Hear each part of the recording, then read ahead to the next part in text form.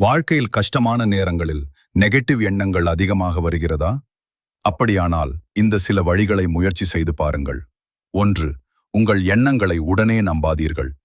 ஒரு எண்ணம் மனதில் வந்ததாலே அது உண்மை என்று அர்த்தமில்லை. பல நேரங்களில் அது நம் மனதின் பயம் மட்டும்தான். 2. ஒரே விஷயத்தை மீண்டும் மீண்டும் நினைக்காதீர்கள். ஒரே பிரச்சனையை மீண்டும் மீண்டும் நினைத்து மனதுக்குள் மற்றும் மற்றவர்களிடம் சண்டை போடாதீர்கள்.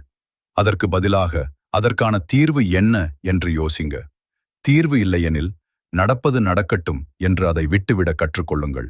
3. உங்கள் கவனத்தை மாற்றுங்கள். நெகட்டிவ் எண்ணங்கள் வந்தால் சில நிமிடம் நடக்கவும் அல்லது வேறு ஒரு வேலை செய்யவும். இதனால் உங்கள் மூளை அந்த எண்ணத்திலிருந்து வெளியே வரும். 4.